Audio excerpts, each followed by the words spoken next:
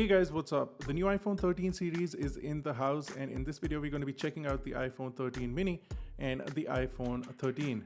If in case you're interested in checking out the big brothers, the Pro and the Pro Max, we're going to be doing a separate video for that, and that'll be dropping on the channel, so make sure you hit the subscribe button along with the bell to get notified when we do that. Also, don't forget to smash the like button so that more people can enjoy this video. Let's get started.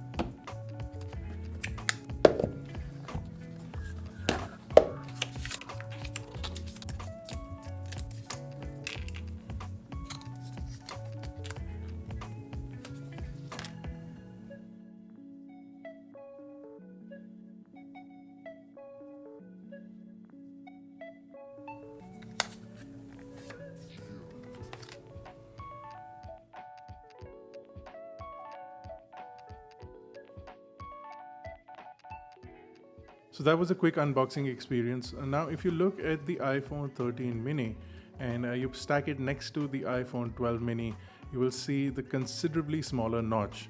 Now Apple did say it is 20% smaller, but the difference is quite visible here. In an ideal world, of course, we don't want a notch on the device, but all those front-facing camera requirements and Face ID requirements do fill up the front space. You can also see that in the iPhone 13 and the iPhone 12, the notch also is significantly different, and the 13 has a significantly smaller notch. Let's now come back to the iPhone 13 mini. On the front, you get a 5.4-inch Super Retina XDR display. This is an OLED display with a 2340 by 1080 pixel resolution, giving it 476 pixels per inch, making it one of the most pixel-dense devices to be launched this year. Now the display does have a wide color gamut and 800 nits of max brightness along with 1200 nits when you're watching HDR content, so it can peak out at about 1200 nits. Now this is the same for the iPhone 13, which does have a 6.1-inch Super Retina XDR display, which is also an OLED display with a 2532 by 1170 pixel resolution, giving it 460 pixels per inch.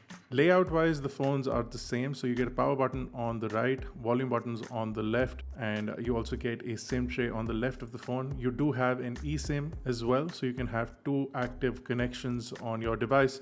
On the bottom of the device, you'll find the Lightning port flanked on either side by the microphone as well as the speaker. Nothing on the top except a few antenna lines. On the back, you'll find the new cameras. They are significantly larger. So both the iPhone 13 mini and the iPhone 13 get 12 megapixel wide and ultra wide cameras.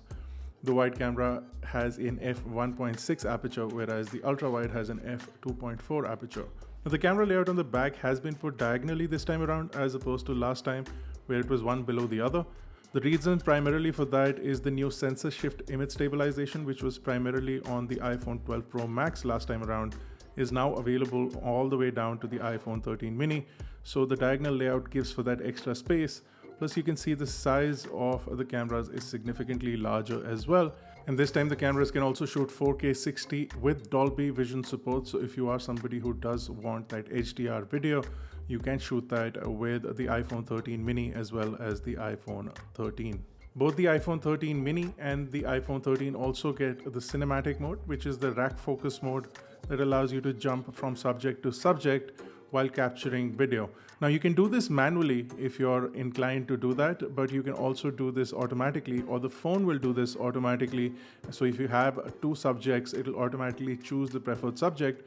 And the beauty of this is that if you decide to change it in post, you can do that as well.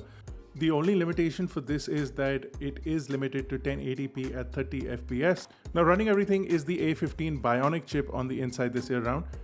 On the iPhone 13 mini and the iPhone 13, you get a 6-core CPU along with a 4-core GPU and a 16-core neural engine.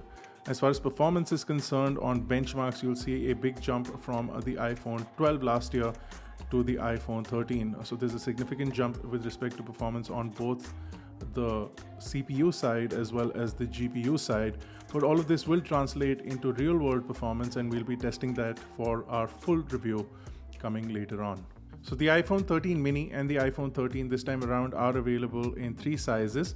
So the 64GB is gone, thank God for that. So for the base variant, you get 128GB storage as standard, and that starts at 69,900 for the iPhone 13 mini and 79,900 for the iPhone 13.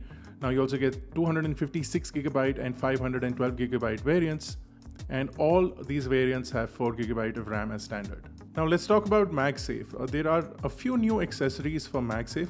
Of course, you'll need new covers for these new phones, and you will get that animation once you have that cover on the device. But more importantly, you have a new Apple Wallet, which is now capable of being used in Find My. So you can find the wallet or the last place you took off the wallet. So this is a quick way to remind you where the last time your wallet got disconnected from your phone. Now, whether this happens on its own or whether you do it and forget your wallet somewhere, this is a nifty feature. This is almost like when you park your car, you get a notification for a parked car. So this is something like that. But if you lose your wallet and somebody picks it up, it's not going to be able to track it down like it would on an actual device. So that's it, guys. This was a quick look at the new iPhone 13 mini and the iPhone 13. Between the two devices, the mini has always been my preferred choice just because of the sheer form factor and the compact nature of the device. But if you are picking a device between these two, know that you do get a larger display on the iPhone 13 and you do get a significantly larger battery on the iPhone 13 as well, almost 1000 milliamps more than that on the iPhone 13 mini. Everything else primarily between the two devices is the same, and so you can pick and choose based on not only how much money you want to spend, but how big a screen size you want. That's it for this video. Make sure to check out the iPhone 13 Pro and the Pro Max video coming up next. This has been Bharat. Thank you guys for watching. If you enjoyed the video, don't forget to smash the like button, hit the subscribe button if you're not already a part of Team iGyaan. I'll see you guys in the next one.